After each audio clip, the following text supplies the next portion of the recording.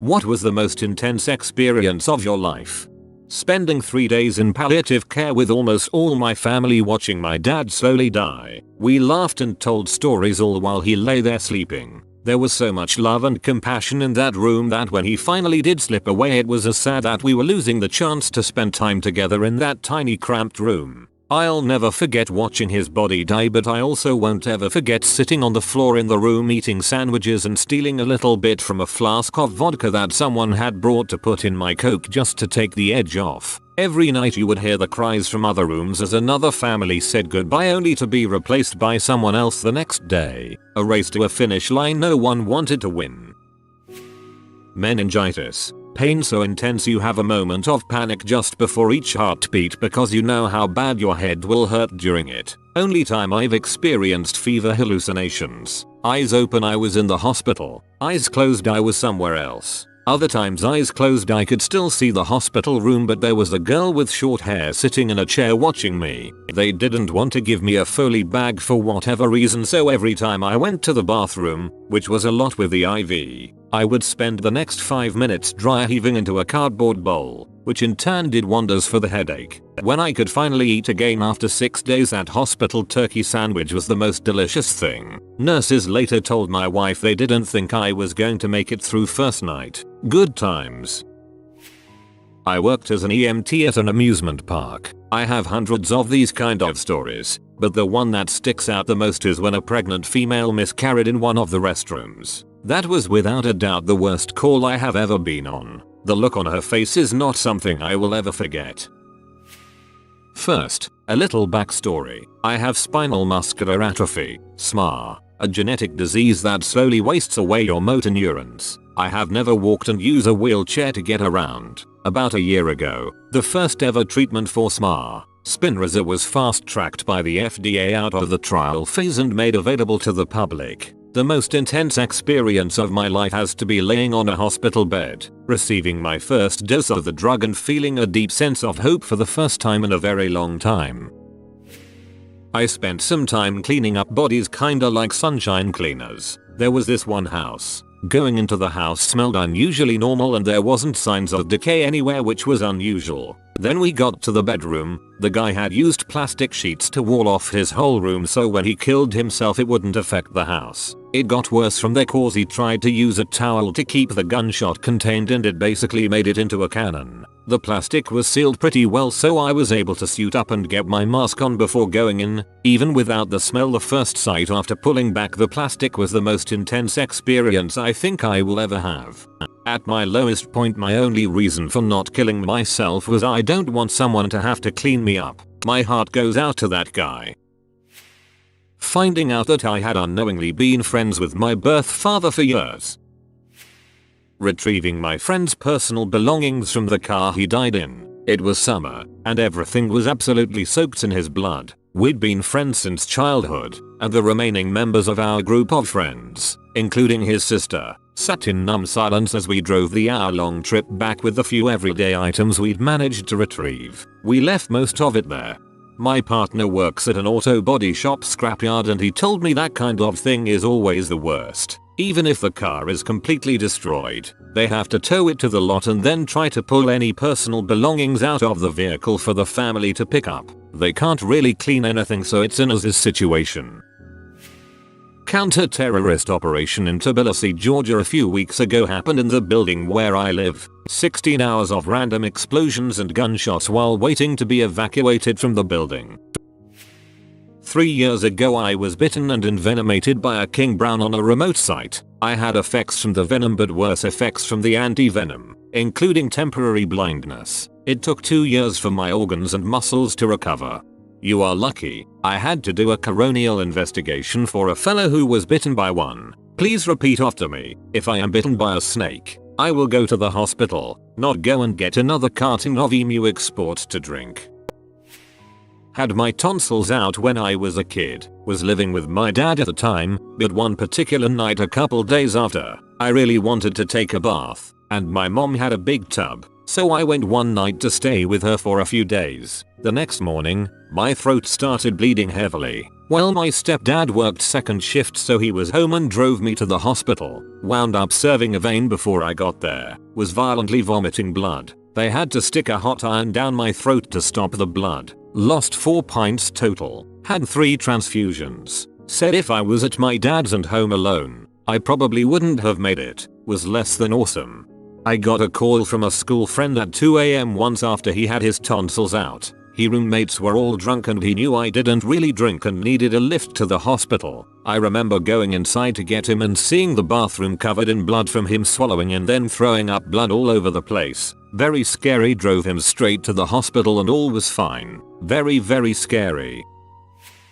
When I was in 3rd grade, my family lived on the 2nd floor of an apartment complex. My sister was 10 years older than me and she and I used to roughhouse a lot. She was bigger and stronger than me and I was a very scrawny kid, but I loved fighting with her. It was fun. So, one day we were fighting and I decided to use my super secret finishing move, the running headbutt. So, I bent over and charged her like a baby bull. She stopped me, gabbed me and threw me behind her. She totally forgot that the only thing behind her was the window. I broke the window and nearly fell out, except that my sister caught me. I remember hanging from the window with nothing except my sister standing in between me and a very painful fall. She managed to pull me back up, and despite the fact that I broke the window and that I was supposedly on top of shard of glass, I did not have a single injury on me. Not a cut. Nothing. It was intense. She was so sorry that she made me some popcorn, got me a soda, and we sat down and watched Brother Bear. First time we saw it together. One of my classmates was outside when it happened and she told my other classmates how I was screaming my head off during the incident. Fun day. I love kids. Sorry I almost killed you. Here's some popcorn. Other kid. Sweet. Totally makes up for it. Having a doctor who assumed someone had spoken to me about it have a glance at my chart when I was in the hospital for low red blood counts and say to me, well, you have cancer, so that's probably why. No one had said anything to me about cancer. Everyone kept telling me my bone marrow biopsy was inconclusive because of poor quality. That was how I found out. A careless, offhand, well, duh sort of comment. I felt like the floor had disappeared beneath me. The rush of emotions I felt was unlike anything I've felt before or since. I was staying at my ex-girlfriend's place one night a few years back. I'll try to keep this short. It was in an apartment complex and we were lying in front of the TV when all of a sudden these blood-curdling screams came from the floor above us. Not only screams but glass breaking. I ran upstairs to see what was going on and saw a guy with a gun breaking down her front door. When he saw me, he pointed the gun at me, so I ducked back into the stairwell and ran back to the apartment to call the cops. I locked our door just in case. As we were waiting for the cops to show up, the screams were coming from outside. Downstairs this time. I ran to the balcony. We were on the 2nd floor, and I saw a woman running with a guy giving chase. I ran downstairs to help. I guess there was more fight than flight, and as I came around the corner, he shot her twice right in front of me and turned the gun on himself. He died right there on the sidewalk. Unfortunately, she survived that terrible freaking ordeal. I still think about it every week. Had my keys stolen, which started a mini riot at the max security juvenile detention center I worked at. You're that movie security guard.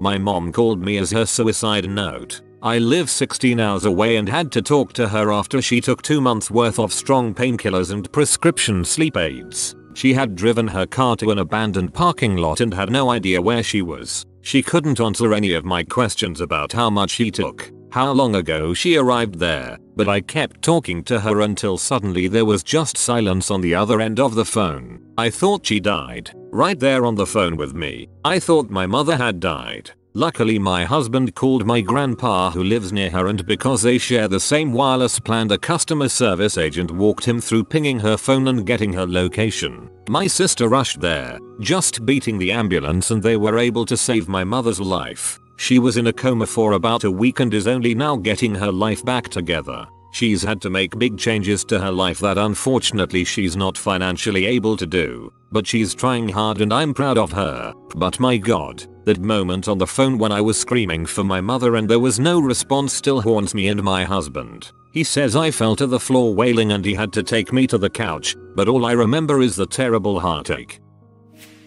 I was working on a container ship going from West Coast US to Japan. We got stuck in between two low pressure systems for 3 days. I experienced seas 4060 featuring. Never in my life have ever felt so small.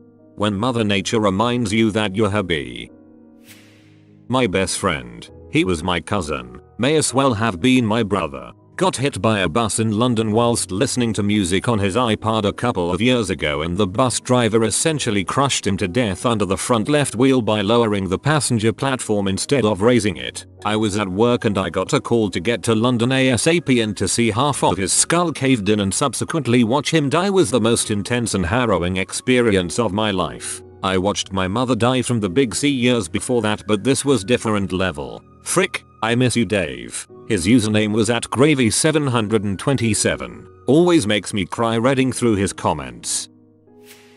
On Saturday I was rafting in grade 5 rapids in New Zealand. We flipped and I got thrown into a recirculation hole. I was being forced underwater with the power of a river with nowhere to get out. I tumbled around like a washing machine for about 30 seconds. Seemed like a lifetime. Eventually and luckily a thrust of water popped me out of the hole and into the next rapid. I got into calmer water with everyone already safe on the bank watching on in terror, hoping I was alright. My paddle snapped. I swallowed some water, but overall I lived. Going rafting in New Zealand in 2 days. Super glad I stumbled across this. LOL. Discovering that my quiet and chilled out 6-day-old baby girl was actually dying and needed emergency open heart surgery. Her condition had not been picked up and we were blissfully unaware. I'll always be so grateful to the health visitor who came to see us on day 6 and expressed her concerns. Even then, we were expecting a wasted trip to the hospital. Ended up in the front of an ambulance stopping traffic. She's 2 now and full of beans. You should think about feeding her something else. So I'm a type 1 diabetic. About 6 months ago, I forgot to test my blood sugar levels before going to bed. I woke up 6 hours later, keenly aware something was wrong, but I wasn't quite sure what was wrong. I jumped out of bed and stumbled, literally stumbling, to the kitchen, and desperately tried to eat something. By the time I had reached the kitchen, my blood sugar was so low that my consciousness began to recede, and I could feel it fading. I remember trying to make French fries because the pantry was empty, but in my barely conscious state I put them in the toaster instead of the oven. My last memory before I lost consciousness is being frustrated upon remembering fries do not go in the toaster, and trying to pull them out. Thank God it was unplugged. Luckily I still lived with my parents, who woke up while I was unconscious and found me try to get ice cream to eat, but being unable to get it or form a sentence. Thankfully, they got my blood sugar up and sat me down on the couch, and regained consciousness. I still remember the loss of control though, and it is intensely terrifying, even as a memory. Called to a reported house fire. Neighbor states they hear screaming and saw smoke flames. This is farm country at 3 AM. Captain and I hop barbed wire fences as we frantically race to this farmhouse to see what happened. Yep, goats. The farmer simply approached us and said, "Howdy boys." Problem: when asked about the screaming and fire, he said he had a brush pile burning and that my goats needed a milking. Learned how closely goats and people sounded the same. Captain shook his head as we talked back to the engine and said to never mention this back at the station. Or maybe he was a serial killer who burned his victims alive and uses the goat farm as a front. Finding my dad dead when I was only 19. He was divorced and I was his only child, and that was the last day I had as a child before I had to grow up and face the harsh reality. Having a knife held to my throat by an incredibly drunk friend who got mad at me about a game of kill, marry, frick around a campfire. I was wasted and he was wasted, and obviously kind of insane, and for some reason my reaction was to yell, "What? You're gonna kill me? Do it. Do it. You won't do it. I freaking dare you," at the top of my lungs. At the time I thought it was fine and the rational way to get him to back down, but later my friends told me they thought there was at least a 50% chance this guy was gonna slit my throat. And a 10% chance he was going to marry you. Staring into the eyes of a stranger to whom I was giving CPR, resuscitation, and watching him die, I think a part of me went to, I hope I can grow that back by living a worthy life. 1992, April. He was 63. I was 25. It still hurts. You've been visited by the good sleep oinker. You will be blessed with cozy, restful sleeps, but only if you comment sleep tight porker. If you are new to the channel, you can subscribe. I publish new videos every day. Until then, check another video, or don't. Either way, have a great day you magnificent people.